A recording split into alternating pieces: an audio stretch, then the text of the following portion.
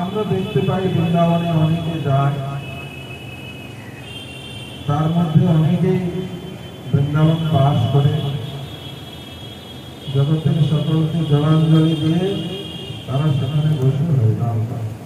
গৌরীয় মঠের অনেক শিষ্য আছে যারা বৃন্দাবনে গিয়ে তারা ভজন করে। কিন্তু প্রভুপাদ যখন মঠ প্রতিষ্ঠা করেন 1905 সালে মায়াপুরে শ্রী চৈতন্য মঠে, যেখানে প্রভুপাদের ভজন কুটির আছে, সেখানে বসে 100 কোটি নাম করেছিলেন। চাতুর্মাস্যের সময় উপগ্রাস করেছে।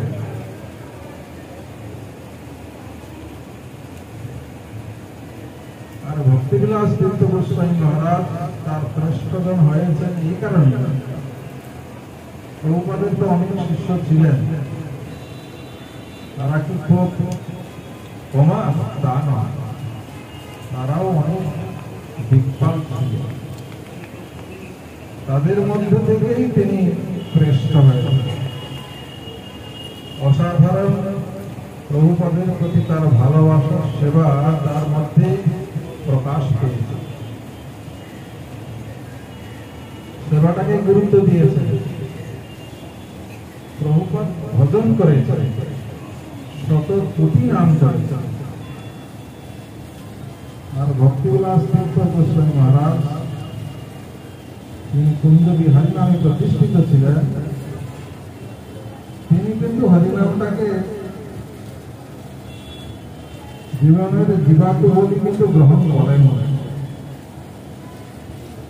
ইতিহাস তো ছেড়ে কথা বলবেন। আমরা তো প্রভুপাদকেও দেখিনি, ভক্তিবিলাস তীর্থ গোস্বামী মহারাজকেও দেখিনি। আমরা ইতিহাস থেকেই কথা বলব। ইতিহাসটা কি হলো? ভক্তিবিলাস তীর্থ গোস্বামী মহারাজ তিনি সংসারী ছিলেন। সংসার ত্যাগ করে প্রভুপাদের চরণে নিজেকে সমর্পণ করেছেন। জাগতিক একটা বড় কিছু চাকরি করতেন তা না, সামান্য একটা চাকরি ছিল, সামান্য কিছু অর্থ পেতে, সবটাই প্রভুপাদের চরণে নিজেকে দিয়ে দিয়েছে। শাস্ত্র কি বলছে? দীক্ষাকালে ভক্ত করে আত্মসমর্পণ, সেই কালে কৃষ্ণ তারে করে আত্মসম, সেই দেহ করে তার চিদানন্দময়, অপ্রাকৃত দেহে কৃষ্ণের চরণ।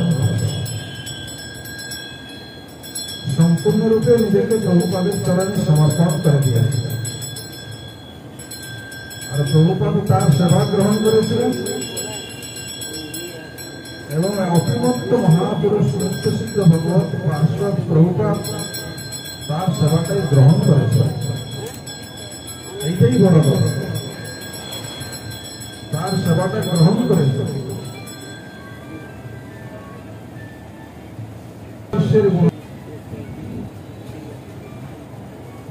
আমাদের মতো ক্ষুদ্র ব্যক্তির দ্বারা ভক্তিবিলাস তীর্থ গোস্বামী মহারাজের মহিমা কীর্তন করা বড় কষ্টকর ব্যাপার। যেখানে প্রভুপাদ তার গুণ কীর্তন করেছে, তার নিত্য শুদ্ধত্ব পরিচয় দিয়েছে। বিমলাময়ী মঞ্জরী, প্রভুপাদ ছিলেন নয়নময়ী মঞ্জরী। এটা তো এই জগতের কথা নয়, এই জগতের নাম নয়, এ হচ্ছে বৈকুণ্ঠের ভগবানের যেখানে নিত্য লীলা, সেইখানকার নাম। সেই জন্য বলছেন অপ্রাকৃত দেহে কৃষ্ণের চরণ ভজ।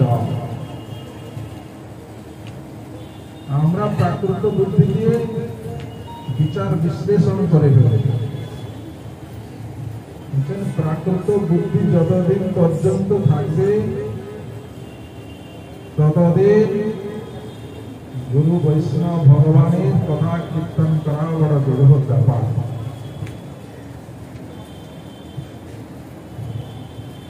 অমানি মানব হইলে কীর্তনে অধিকার দেবে তুমি। অমানি মানব হতে বলেছে মহাপ্রভু। ত্রাণ যদি শুনি তরুণ নয় সহিষ্ণু হয়ে সেই ভজন করার কথা বলেছে। আমরা এই নীতি পালন করতে এসেছি। যদি প্রশ্ন করা হয়, আমরা তো তাকে দেখিনি, জানিনি, তার তিথি পালন করতে এসেছি। বৈষ্ণবের তিথি পালন করলে হৃদয়ের সমস্ত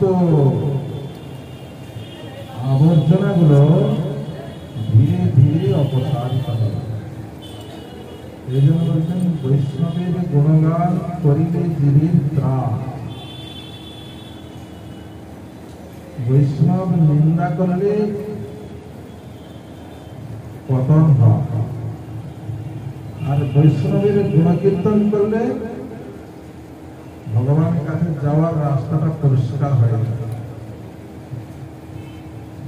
ভক্তিবিলাস তীর্থ গোস্বামী মহারাজ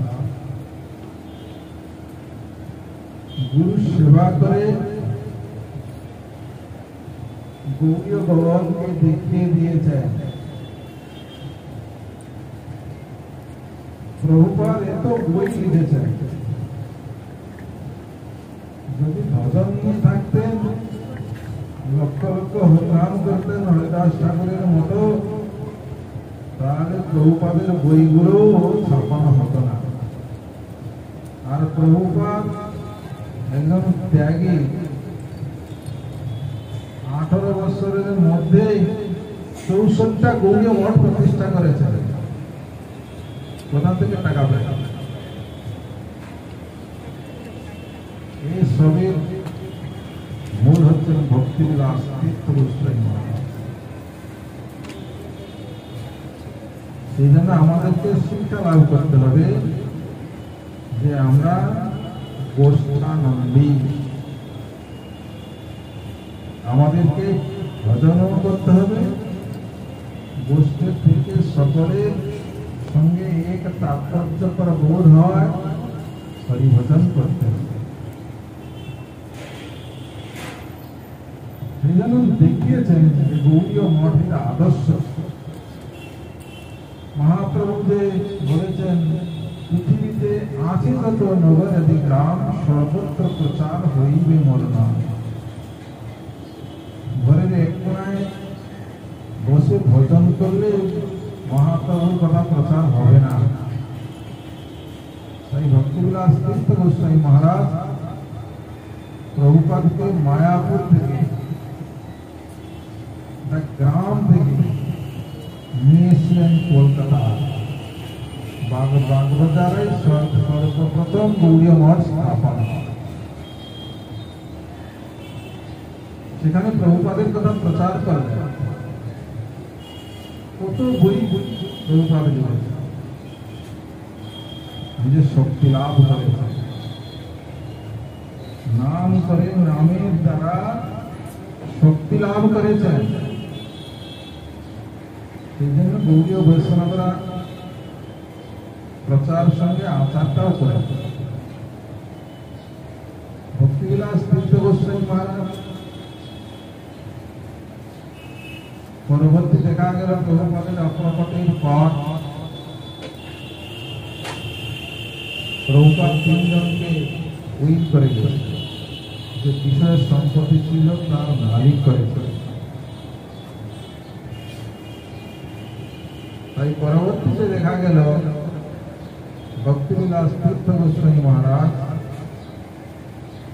এই কলিকাতায় এই যে চৈতন্য রিসর্চ ইনস্টিটিউটে আছে এটি প্রতিষ্ঠা করেছে। তখনকার সময় সর্বপল্লী রাধাকৃষ্ণ তখন ভাইস প্রেসিডেন্ট ছিল, তাকে নিয়ে এসে ভিড় দিয়েছে, আবার তাকে নিয়ে এসে এটি উদ্বোধন করেছে। মহাপ্রভুর কথা জগতে ভালো করে প্রচার হয়, এটাও চলছে। সুদূর প্রসারী চিন্তা ভাবনা ছিল তার। মহাপ্রভুকে কি করে প্রচার করতে হবে, প্রভুপাদের বার্তার মাধ্যমে। তাই কলকাতায় বিশিষ্ট জনদের কাছে মহাপ্রভুর কথা, প্রভুপাদের কথা তুলে ধরার জন্যই চৈতন্য বিশাল সংস্কৃত করেছে।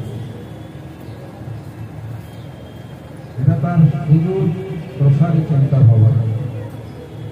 আরো দেখা গিয়েছে ডায়মন্ড হারবার গৌড়ীয় মঠ করেছেন, অন্ধ্রপ্রদেশে গুন্টুরেও গৌড়ীয় মঠ করেছেন, মায়াপুরে বৈভব বাড়িয়েছে। তখন তো মায়াপুরের অবস্থা খুব খারাপই ছিল।